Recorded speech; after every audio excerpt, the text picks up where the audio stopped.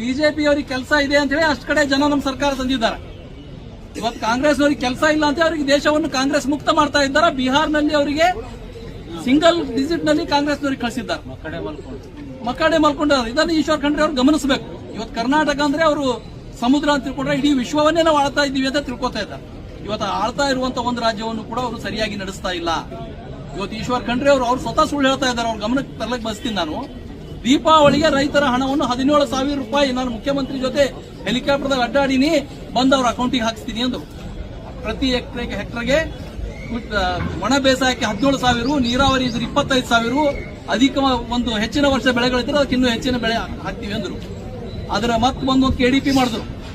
ಅದರದಾಗ ಏನ್ ಹೇಳಿದ್ರು, ಕಳೆದ ತಿಂಗಳು 30ನೇ ತಾರೀಕಿನ ಒಳಗಾಗಿ ಎಲ್ಲಾ ರೈತರ ಅಕೌಂಟಿಗೆ ಮುಟ್ತದ ಅಂತೇಳಿ. ಆದ್ರೆ ಇವತ್ತಿನವರೆಗೂ ಅನೇಕ ರೈತರ ಅಕೌಂಟ್ಗಳಿಗೆ ಮುಟ್ಟಿಲ್ಲ. ಕೇಂದ್ರ ಸರ್ಕಾರ ಒಂದು ಹೊಸ ವ್ಯವಸ್ಥೆ ಮಾಡಿದೆ. ಕಾಂಗ್ರೆಸ್ನವರು ಹಿಂದಿನ ಹಿಡಿದು ಈ ದೇಶ ಲೂಟಿ ಮಾಡ್ತಾರ ಅಂತ ಹೇಳಿ. ಹಿಂದೆ ರಾಜೀವ್ ಗಾಂಧಿ ಅವರು ಹೇಳಿದ್ರು, ಅವ್ರ ಪ್ರಧಾನಮಂತ್ರಿಗಳು, ನಾವು ಕೇಂದ್ರದಿಂದ 1 ರೂಪಾಯಿ ಬಿಡುಗಡೆ ಮಾಡಿದ್ರೆ ಫಲಾನುಭವಿಗೆ ಕೇವಲ 15 ಪೈಸೆ ಬರ್ತದೆ ಅಂತ ಹೇಳಿ. ಇದನ್ನ ಕಂಡಂತ ನರೇಂದ್ರ ಮೋದಿ ಅವರು ಏನ್ ಮಾಡಿದ್ರು ಅಂದ್ರೆ, ಆ ರೈತನ ಅಕೌಂಟ್ ಯಾರೇ ಫಲಾನುಭವಿ ಇರಲಿ ಅವ್ರ ಅಕೌಂಟಿಗೆ 1 ರೂಪಾಯಿ ಹಾಕಿದ್ರು ಕೂಡ ಇಲ್ಲಿ ಬಂದು 1 ರೂಪಾಯಿ ಮುಟ್ಟಬೇಕು ಅಂತ ಹೇಳಿ.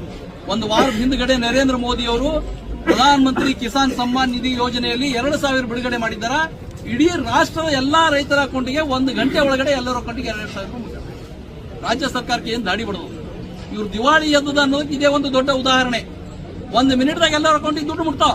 ಇವತ್ತು ಇಲ್ಲೆಲ್ಲ ಕೃಷಿ ಇಲಾಖೆ ಅಧಿಕಾರಿಗಳಿದ್ದಾರೆ, ಅವ್ರು ಹೇಳಬೇಕು ಮುಟ್ತಾವ ಇಲ್ಲ ಅಂತೇಳಿ. ನೀವೇ ಕೆಲವೊಂದು ರೈತರಿಗೆ ಹಾಕ್ತಾ ಇದ್ದೀರಿ, ಕೆಲವೊಂದು ತಾಲೂಕಿಂದ ಹಾಕ್ತಾ ಇದ್ದೀರಿ. ಇದು ಏನ್ ತೋರಿಸ್ಕೊಡ್ತಾ ಇದೆ ಅಂದ್ರೆ, ರಾಜ್ಯ ಸರ್ಕಾರದ ಹತ್ರ ದುಡ್ಡು ಇಲ್ಲ. ಇವ್ರ ದುಡ್ಡು ಇನ್ನೂ ಕೊಡ್ತಾ ಇಲ್ಲ. ಕೇಂದ್ರ ಸರ್ಕಾರ ಕೊಟ್ಟಿದ್ದ ದುಡ್ಡೇ ಇದೆ ಇದು. ಆ ದುಡ್ಡು ಕೂಡ ಅವ್ರು ಬೇರೆದಕ್ಕೆ ಉಪಯೋಗ ಮಾಡ್ಕೊಂಡಾರ. ರೈತರ ಅಕೌಂಟಿಗೆ ಹಾಕ್ತಾ ಇಲ್ಲ. ಇವ್ರು ಕೂಡ ದುಡ್ಡಿನ ಯಾವಾಗ ಕೊಡ್ತಾರೋ ಅದು ಗೊತ್ತಿಲ್ಲ. ಇವತ್ತು ರೈತರು ಆತ್ಮಹತ್ಯೆ ಮಾಡ್ಕೊಳ್ತಾ ಇದ್ದಾರೆ.